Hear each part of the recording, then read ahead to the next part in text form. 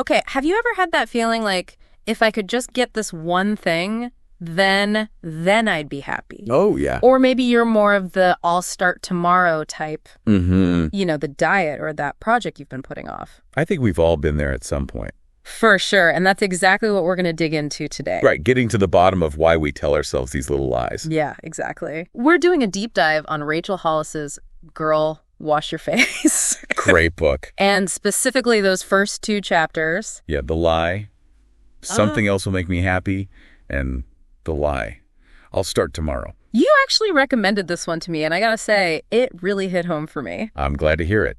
Hollis really lays it all out there, It's not some academic study. Yeah. It's just her being real about the things we all struggle with. Yeah, just straight talk. Exactly. And that's what we're going to try to do today, pull out the juiciest bits from those first 2 chapters. Yeah, the stuff that makes you go, oh my God, that's totally me. Totally. And hopefully give everyone listening a clearer picture of what she's getting at. Maybe even help them see some of these patterns in their own lives. I love it. Let's jump right in. Let's do it. So that first chapter, Something Else Will Make Me Happy, Hollis starts off with the story about peeing her pants while jumping on a trampoline with her kids. Oh, yeah, I remember that. So relatable, so human. And then later in the chapter, boom, she's posting all these glamorous pictures of herself in amazing dresses for her lifestyle website. Right. Like, how does she do it all? It's such a great contrast. Yeah. It shows the difference between that polished image we see online and the often messy reality of, life. Yeah, totally. Like, we all have those moments. It's like she's pulling back the curtain on this idea that some people have it all figured out. Yeah, like they're always happy and perfect and everything. Which is just not true. And she's not afraid to say it. She comes right out and says, y'all, I'm about as unglamorous as you can get. I love that line.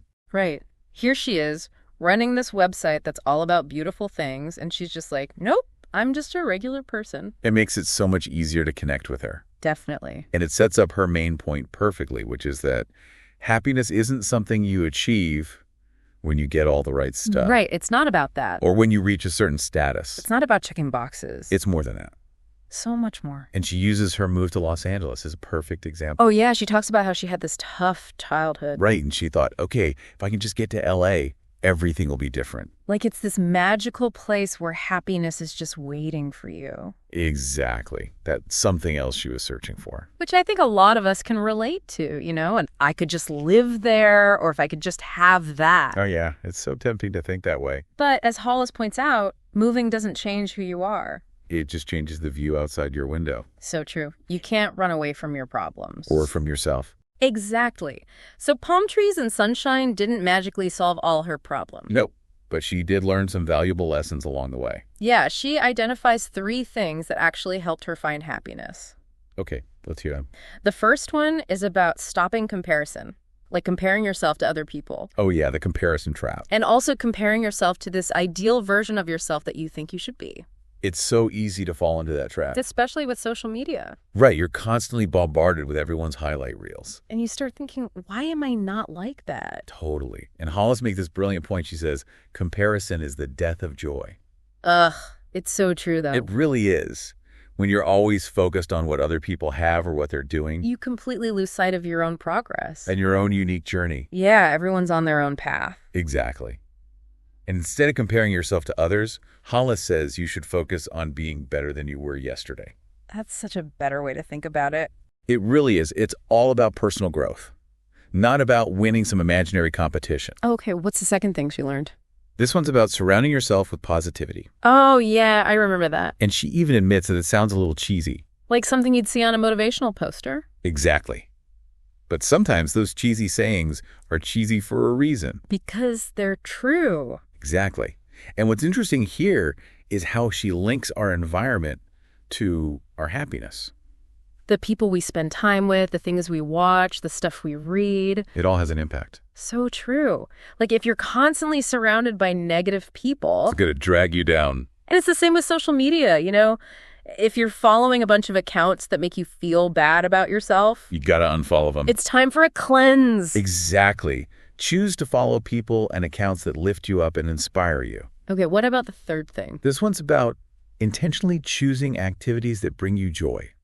Okay, that sounds simple enough. Right. But how often do we actually do that? You're right, we get so caught up in our to-do lists. And all our obligations. We forget to take time for ourselves. To do the things that make us feel alive. Like taking a walk in nature, Reading a good book. listening to music. Spending time with loved ones. It's about making those things a priority. Even if it's just for a few minutes each day. And Hollis has this great line. She says, "You are in charge of your own life, sister, and there's not one thing in it that you're not allowing to be there." That's powerful. Right. It's about taking responsibility for your own happiness. And recognizing that you have the power to make changes. You're not a victim of your circumstances. You have choices. So, for everyone listening, I want you to think about a time when you believed that getting something new, maybe a new purchase, a new relationship, or achieving a certain goal would make you truly happy. Yeah, we've all been there. And how did that turn out? Did it bring you lasting happiness? It's worth considering.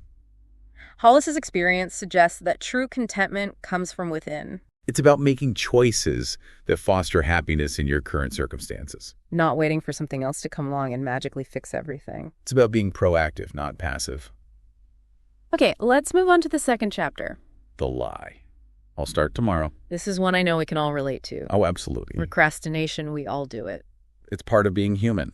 And Hollis is super honest about her own struggles with it. She doesn't hold back. She talks about the diets she started and never finished. The gym memberships she never used. The half marathon she signed up for and didn't train for. The daily mile walk that lasted all of 3 days. It's so relatable. It's hilarious. It's like she's reading my mind. Right. We've all been there. And she makes this interesting point about how the media loves a comeback story. Oh, yeah, the whole falling off the wagon and getting back on narrative. Exactly. And she says that maybe it's not such a good thing. Like maybe it sets us up to fail. Makes us think that it's normal to start and stop all the time. That's an interesting perspective. It makes you wonder if we're almost waiting for permission to mess up. So we can have our own comeback moment. Right, like it's part of the journey. But then Hollis talks about this turning point for her. Oh yeah, I remember this. It seems like such a normal night. She has dinner with some girlfriends, comes home, her husband's busy. And instead of just going to bed, she goes downstairs and runs on the treadmill. Because she told herself she would. It's like this small act of self-respect. I love it. And one of her friends is totally shocked, like, you actually did it. Right, because the promises we make to ourselves are often the first ones to go. And that's when it hit me, you know? Like, we'd never treat a friend the way we sometimes treat ourselves. So true. Imagine if you had a friend who constantly canceled plans. Or made excuses. Would you trust them? Probably not. But we do that to ourselves all the time. And it erodes our self-trust. It makes it harder to believe in ourselves. So the takeaway here is that breaking promises to yourself, even small ones, has consequences. It's not just about not achieving a specific goal. It's about damaging your relationship with yourself. Your self-respect. Your ability to follow through. And that I'll start tomorrow mentality can quickly turn into never. So for everyone listening, what are some things you've been putting off? What promises have you made to yourself that you haven't kept? And how does that make you feel? It's worth thinking about. So to wrap up this deep dive on the first 2 chapters of Girl, Wash Your Face. We've really been exploring these 2 big lies. That something else will make us happy. And that will start tomorrow. And Hollis's message is all about taking responsibility for our own happiness. And for our own actions. It's about recognizing that happiness is a choice. And that breaking the cycle of procrastination starts with honoring the promises we make to ourselves. So here's a final thought for you to consider. What's one small promise you've been putting off making to yourself? It doesn't have to be huge, just something small. What would happen if you started working on it today? Just one tiny step. How could that one small action change things for you? That's something to think about. Definitely food for thought. Thanks for joining us for this deep dive, everyone. Until next time.